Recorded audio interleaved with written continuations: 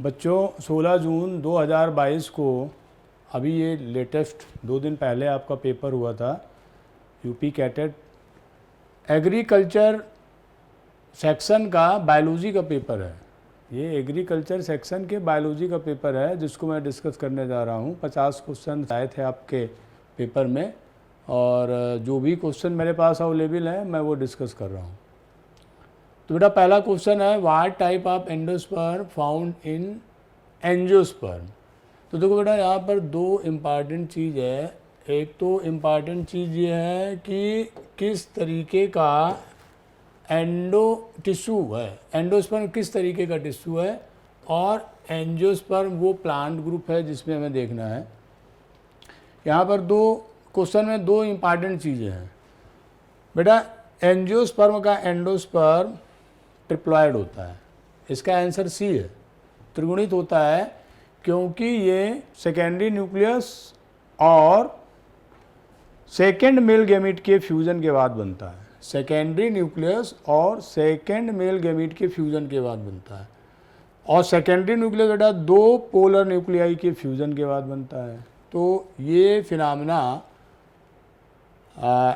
जो triple fusion कहलाती है, जो कि एम्ब्रियो सैक में होती है, और वहाँ पर ट्रिप्लॉइड न्यूक्लियस फॉर्म होता है और उस ट्रिप्लॉइड न्यूक्लियस से एंडोस्पर्म फॉर्म होता है। तो इसका आंसर है बेटा क्या, त्रिगुणित यानी कि ट्रिप्लॉइड। नेक्स्ट क्वेश्चन है,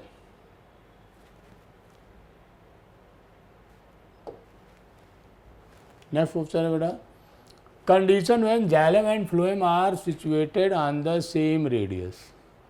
बेटा जब सेम रेडियस पर सिचुएटेड होते हैं, ये वैस्कुलर बंडल से रिलेटेड क्वेश्चन है, और यहाँ पर जो इम्पॉर्टेंट है वो ये है कि जाइलम और फ्लोएम सेम रेडियस पर हैं। तो सेम रेडियस पर अगर होंगे बेटा, कंडीशन कहलाती है कंजॉइंट, यानी कि संयुक्त संवहन पूल कहलाते हैं, कंजॉइंट वैस्कुलर बंडल कहते हैं। अगर जाइलम और फ्लोएम डिफरेंट रेडियाई पर पाए जाते हैं तब वो रेडियल कहलाते हैं। यहाँ पर सेम पूछा गया है तो यहाँ पर आंसर होगा कंजॉइंट, ठीक है ना। अगर यही डिफरेंट पूछा होता तो आंसर हो जाता रेडियल। तो यहाँ पर एक इसका दूसरा पहलू जो मैंने आपको बताया। तीसरा क्वेश्चन है, measuring apparatus of transpiration is. बेटा बहुत बार पूछा गया क्वेश्चन है, इसका आंसर पोटोमीटर है। इसका आंसर पोटोमीटर है। पोटोमीटर से जो है हम लोग इसको मेजर करते हैं, तो इसका आंसर बेटा potometer. Next, traffic police of the cell is. Golgi body कहलाती है, गोल्गी बॉडी कहलाती है traffic police.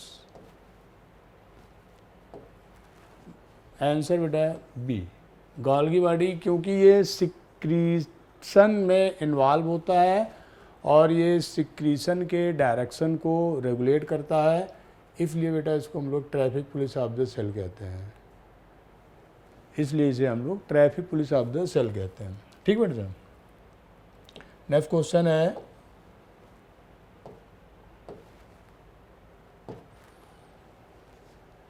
if it is assumed that a bacterial cell divides in 1 minute and it takes 1 hour to fill a cup, how long will it take to fill half a cup? ठीक है ना।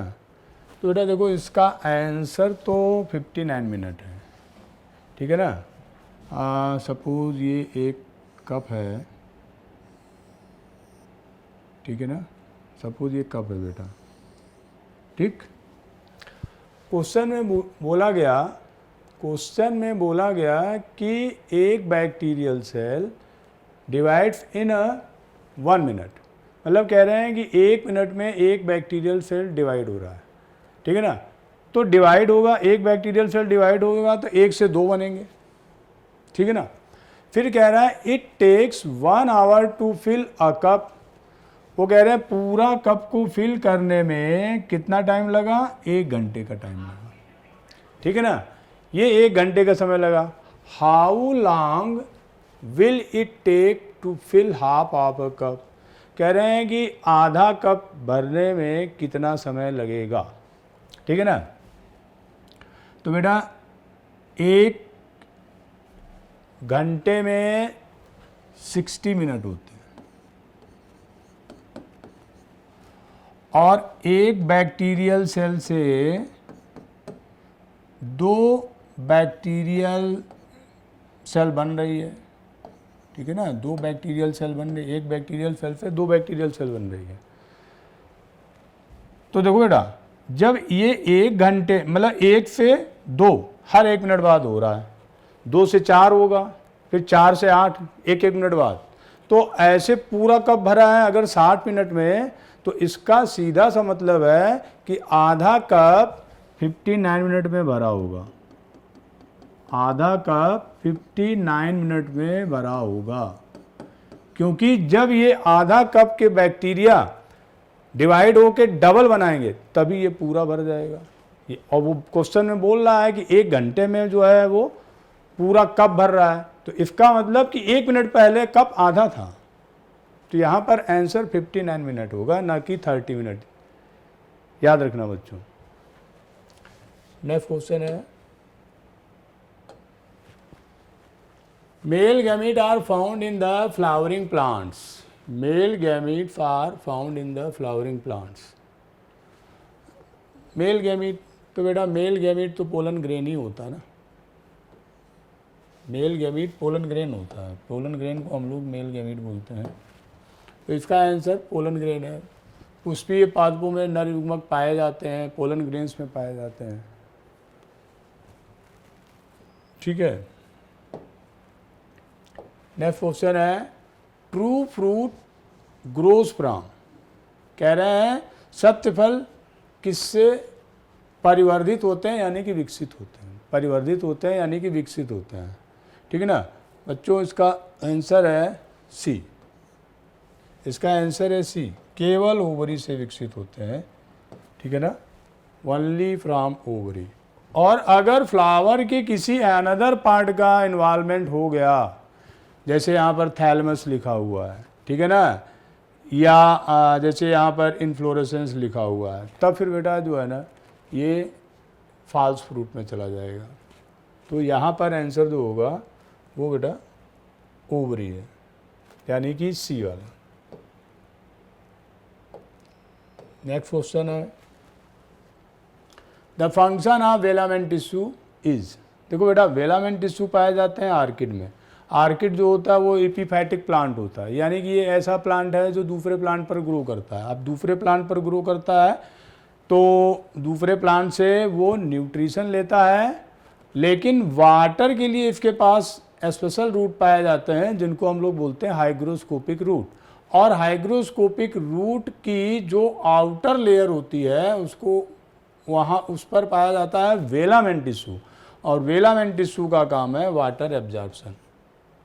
तो इसका answer होगा बेटा atmosphere से vapours को absorb करना, जो वाटर वेपर्स होते हैं उनको एब्जॉर्ब करना। तो इसका फंक्शन है water absorption.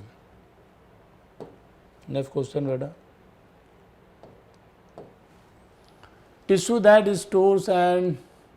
Stores food and water in the plant. पौधों में खाद्य एवं जल का संग्रह करने वाला ऊतक, ठीक है ना, स्टोरेज का काम बेटा पैरेन्काइमा का है। कोलेनकाइमा, स्क्लेरेन्काइमा ये रिस्पॉन्सिबल होते हैं to provide the mechanical support, और meristem is responsible for the increase in the length और गिर्थ, ठीक है ना। या तो ये लंबाई में वृद्धि करती हैं या ये मोटाई में। ये भी जो है 3 प्रकार के होते हैं, जिसमें एपिकल और इंटरकैलरी लंबाई में वृद्धि करते हैं, जबकि लैटरल मेरिस्टेम मोटाई में वृद्धि करते हैं। अगला क्वेश्चन, main function of root in the plant is. अब इससे आसान सवाल क्या हो सकता है बेटा, फिक्सेशन, यानी कि पौधों को मृदा से बांध कर रखना, और साथ में एब्जॉर्प्शन यानी कि जल और मिनरल्स का अवशोषण करना। तो आंसर जो हो गया कौन सा हो गया, आंसर हो गया बेटा सी वाला, क्योंकि उसमें लिख रहा बोथ ए एंड बी, ठीक है ना। तो फिक्सेशन भी करता है और एब्जॉर्प्शन भी करता है। नेक्स्ट क्वेश्चन है tetradynamous stamen is the characteristic feature of family. ठीक है ना बेटा, देखो characteristic feature tetradynamous condition cruciferae family में पाया जाता है, जहाँ पर अंदर के 4 स्टेमन बड़े होते हैं, बाहर के 2 स्टेमन छोटे होते हैं। ये टेट्राडाइनामस कंडीशन होती है। क्रूसीफेरी में 2 और इम्पॉर्टेंट फीचर हैं, एक क्रॉस फॉर्म करोला, दूसरा रेपलम। रेपलम जो है ये ओवरी के अंदर बनता है। ठीक है ना, जहाँ ओवरी के अंदर जो ओव्यूल होता है, तो ओवरी के अंदर जो ओवरी वाल पर ओव्यूल का अरेंजमेंट होता है, तो जिस समय बिगनिंग में ये यूनिलकुलर होता है, लेकिन जैसे जैसे ये ग्रो करता है यहाँ पर एक फाल सेप्टम बनता है जिसको हम लोग रेपलम कहते हैं, और ये रेपलम जो है इस ओवरी को बाइलकुलर कर देता है। तो यहाँ पर क्रॉस फॉर्म करोला और रेपलम 2 और फीचर हैं जो इसके साथ पूछे जाते हैं, आप लोगों को याद होना चाहिए। अगला क्वेश्चन है बेटा, in potato plant food is mainly stored in, अब आप सबको मालूम है पोटैटो स्टेम है तो अंडरग्राउंड स्टेम में कोई बताने वाली बात नहीं है, सब लोग जानते होंगे। नेक्स्ट क्वेश्चन है बेटा, इन विच प्लांट विविपैरिटी इज फाउंड। विविपैरिटी जरायुज अंकुरण बेटा, देखो ये ऐसा अंकुरण है, जरायुज विविपैरी क्या होती है? विविपैरी होती है जर्मिनेशन ऑफ सीड, यानी कि बीजों का अंकुरण, जबकि बीज फल के अंदर ही पौधों पर लगे होते हैं। ठीक है ना, मतलब हमारा ऐसा पौधा विविपैरी क्या है? विविपैरिटी जरायुज अंकुरण एक तरीके का जर्मिनेशन है, एक तरीके का बीजों का अंकुरण है। यहाँ पर जो अंकुरण होता है वो बीज का अंकुरण फल में ही होता है, जबकि फल पौधे से ही अटैच है। और ऐसा हमको मिलता है हेलोफाइट्स में। हेलोफाइट्स ऐसे प्लांट्स होते हैं जो सैलाइन सॉइल में ग्रो करते हैं, यानी कि जहाँ पर साल्ट का कंसंट्रेशन ज़्यादा होता है। और आपको मालूम है बेटा कि बीजों को ग्रो होने के लिए, बीजों को विकसित होने के लिए वाटर बहुत नेसेसरी है, और सॉइल सैलाइन है। सैलाइन होने का मतलब हाइपरटॉनिक हो गया। हाइपरटॉनिक हो गया तो बीज के अंदर पानी एब्जॉर्ब नहीं होगा, उल्टा बीज से निकल के बाहर आ जाएगा, तो बीज तो सिकुड़ के कांटा हो जाएगा। ठीक है ना, तो इसीलिए वो फ्रूट के अंदर ही जर्मिनेट कर जाता है, और जब वो काफ़ी जर्मिनेशन हो जाता है देन उसके बाद जब वो सॉइल में आ जाता है तब तक उसके पास फ्रूट वूट सब डेवलप हो जाते हैं। और चूँकि वो प्लांट इन सैलाइन सॉइल में ग्रो करने के लिए एडाप्ट होता है, तो वहाँ पर आसानी से वो एडाप्ट कर जाता है। तो इसका आंसर बेटा हेलोफाइट्स है। नेक्स्ट क्वेश्चन है, सेलेक्ट द मिसमैच पेयर। ठीक है ना, अब देखो बेमेल जोड़ी का चयन, देखो टैप रूट सिस्टम बेटा डाइकाट में पाया जाता है, एकदम सही है। फाइब्रस रूट सिस्टम मोनोकाट में पाया जाता है, ये भी सही है। फैसिकुलेटेड रूट कुरकुमा में नहीं पाया जाता है। कुरकुमा अमाडा ये हल्दी है, ठीक है ना, यहाँ पर फैसिकुलेटेड रूट नहीं पाया जाता, और यहाँ पर पाया जाता है annular root. Stilt root sugar cane में पाया जाता है। तो बेटा ये आंसर हो गया, ये है आपका मिसमैच। ठीक है ना, ये एस्परगस और डहेलिया में पाया जाता है। फैसिकुलेटेड रूट एस्परगस और डहेलिया में पाया जाता है। नेक्स्ट क्वेश्चन बेटा,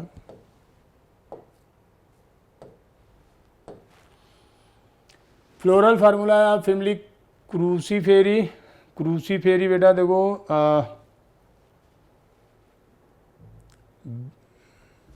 यहाँ पर डायरेक्ट ऑप्शन पे आते बेटा। ठीक है ना, ए भी नहीं है, पी भी नहीं है, क्योंकि क्रूसीफेरी में पेरियंथ नहीं होता। पेरियंथ डिलिएसी और ग्रेमिनी में है। और EBR एक्टिनोमॉर्फिक बाइसेक्सुअल के कैलिक्स 2+2, और ये बेटा करोला। अभी हमने आपको थोड़ी देर पहले बताया क्या क्रूसीफेरी पर हमें लगता है एग्जामिनर महोदय ज़्यादा मेहरबान है, उन्होंने 2 क्वेश्चन क्रूसीफेरी के रखे, एक टेट्राडाइनामस कंडीशन पूछी और फिर यहाँ पर देखो उन्होंने फ्लोरल फार्मूला भी पूछ लिया। अभी मैंने आपको बताया था क्रॉस फार्म करोला, तो क्रॉस फार्म करोला ये है, ठीक है ना। प्लस ये देखो टेट्राडाइनामस कंडीशन, अंदर के 4 बड़े बाहर के 2 छोटे, और गैनीशियम बाइकार्पिलरी होती है, सिनकार्पस होती है। यहाँ पर यही करेक्ट आंसर है बेटा, ठीक है ना। तो आप क्रूसीफेरी का formula, floral formula. Next question, choose the incorrect match, choose the incorrect match. फिर से मैचिंग का क्वेश्चन है। न्यूक्लियस आरएनए, ठीक है ना, न्यूक्लियस में आरएनए स्मॉल अमाउंट में पाया जाता है, मेनली डीएनए पाया जाता है। Lysosome protein synthesis, protein synthesis तो राइबोसोम का काम है, यही मिसमैच है बेटा। प्रोटीन सिंथेसिस राइबोसोम का काम है। माइटोकॉन्ड्रिया रिस्पायरेशन एकदम सही है, साइटोस्केलेटन माइक्रोट्यूब्यूल एकदम सही है। तो मिसमैचिंग जो है ना यहाँ पर वो आपको प्रोटीन सिंथेसिस, ठीक है, lysosome. Next question, difference between the prokaryotic and eukaryotic cells in having nuclear membrane. पहला जो मेन डिफरेंशिएशन ही है प्रोकैरियोटिक और यूकैरियोटिक सेल में, वो बेटा न्यूक्लियस का ही है, न्यूक्लियस और सेल ऑर्गेनेल का, ठीक है ना। प्रोकैरियोटिक सेल में न्यूक्लियर मेम्ब्रेन नहीं होती है और प्रोकैरियोटिक सेल में मेम्ब्रेन बाउंड सेल ऑर्गेनेल नहीं होते हैं, यानी कि mitochondria, endoplasmic reticulum, Golgi complex, plastid, lysosome, ये सब कुछ नहीं होता। हाँ, राइबोसोम प्रोकैरियोटिक में भी पाया जाता है, यूकैरियोटिक में पाया जाता है। प्रोकैरियोटिक में 70S होता है जबकि यूकैरियोटिक में 80S होता है। तो यहाँ पर बेटा करेक्ट आंसर जो है ना वो आपका न्यूक्लियर मेम्ब्रेन है। नेक्स्ट क्वेश्चन,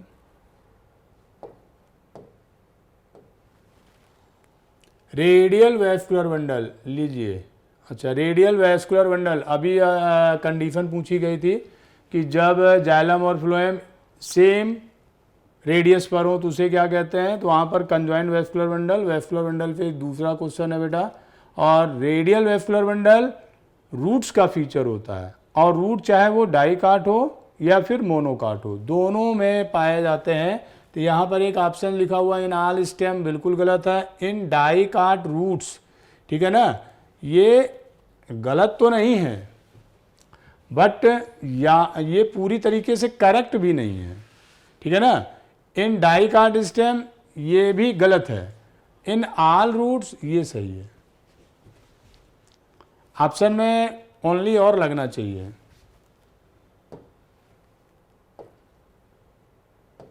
अगला question, which ions help in the opening and closing of stomata. ये बेटा पोटेशियम आयन, पोटेशियम आयन, क्योंकि गार्ड सेल में जिस समय लाइट पड़ती है तो वहाँ पर मैलिक एसिड बनता है, मैलिक एसिड वियोजित हो जाता है, वियोजन के बाद हाइड्रोजन आयन सब्सिडरी सेल में चला जाता है, सब्सिडरी सेल से पोटेशियम आयन अंदर आता है, वो बना लेता है potassium malate, potassium malate vacuole में चला जाता है, जिसकी वजह से वहाँ पर हाइपरटोनिक कंडीशन क्रिएट हो जाती है, पानी अंदर आने लगता है, गार्ड सेल फूल जाती है, स्टोमेटा खुल जाते हैं। तो यहाँ आंसर बेटा पोटेशियम आयन। नेक्स्ट क्वेश्चन है, in photosynthesis oxygen is released from. देखो बेटा ये बहुत इंपॉर्टेंट है और ये इसको मैं फर्स्ट डे ही पढ़ाता हूँ, क्योंकि जिस समय हम रिएक्शन लिखते हैं उस समय हम आपको बताते हैं कि जो है प्रकाश संश्लेषण में निकलने वाला ऑक्सीजन CO2 का नहीं होता है, H2O का होता है। तो यहाँ पर आंसर H2O है, ठीक है ना। जो ऑक्सीजन फोटोसिंथेसिस में निकलता है वो H2O का है। रूबेन एंड कॉमन साहब ने इसको बताया था, और नील साहब ने बताया था, रूबन एंड कामन साहब ने O18 लेके प्रूफ कर दिया था। वहां नील साहब ने इस बात को बताया था कि प्रकाश संश्लेषण में निकलने वाला ऑक्सीजन वाटर का है। रूबन एंड कामन साहब ने क्या किया था, इसको प्रूफ कर दिया था O18 लेके। नेक्स्ट क्वेश्चन है बेटा,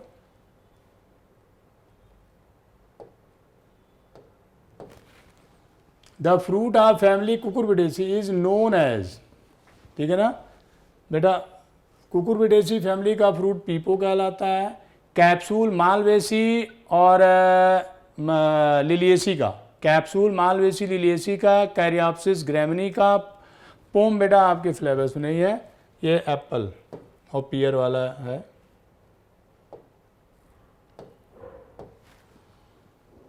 बैक्टीरियल पैरासाइट वायरसेस, मतलब ऐसे वायरस जो बैक्टीरिया को इन्फेक्ट करते हैं वो बैक्टीरियोफेज कहलाते हैं। अगर उन्होंने फंगस को इन्फेक्ट किया माइकोफेज कहलाएंगे, साइनोबैक्टीरिया को किया तो साइनोफेज कहलाएंगे। Genetic material of corona virus बेटा आरएनए, ठीक है ना, कोरोना वायरस का जेनेटिक मटेरियल आरएनए है, इसीलिए म्यूटेशन ज़्यादा है, इसीलिए वो बार बार स्ट्रेन बदल के आ रहा है। नेक्स्ट क्वेश्चन है, रिस्पायरेशन अकर्स बेटा, respiration only in non green cells in light, ठीक है ना, केवल नॉन ग्रीन सेल्स में होता है, वो भी लाइट में। Only in non green cells in both light and dark, ठीक है ना। देखो नॉन ग्रीन सेल हो चाहे ग्रीन सेल हो, कोई भी सेल हो बेटा रिस्पायरेशन जरूर होगा। तो हर लिविंग सेल में रिस्पायरेशन होता है, और चाहे रात हो या दिन हो रिस्पायरेशन हमेशा होता है। आंसर बेटा सी, आंसर इसका सी है, ठीक है ना। In all living cells both in light and dark. ऐसा नहीं है कि लीफ की जो मीजोफिल सेल्स होती हैं जो कि ग्रीन होती हैं वो रिस्पायरेशन नहीं करती, रिस्पायरेशन भी करती हैं, ठीक है ना। तो आप इस बात को याद रखें कि लिविंग सेल होना चाहिए, दिन हो या रात हो, ठीक है ना, रिस्पायरेशन हमेशा चाहिए, क्योंकि रिस्पायरेशन से क्या मिलता है, एटीपी मिलता है। नेक्स्ट क्वेश्चन है बेटा, entomophily is the pollination by, ठीक है ना। अब ये तो सब आप लोगों को मालूम ही होगा, एंटोमोफिली इंसेक्ट द्वारा पॉलिनेशन, विंड द्वारा एनीमोफिली, बैट्स द्वारा कैरेप्टेरोफिली, बर्ड्स द्वारा आर्निथोफिली, ठीक है ना। तो इंसेक्ट द्वारा एंटोमोफिली, और entomology is the study of insects, आप लोग जानते होंगे, उसी से ये वर्ड ओरिजिनेट है। तो बच्चों ये बॉटनी पोर्शन था, बॉटनी पोर्शन हो गया आपका।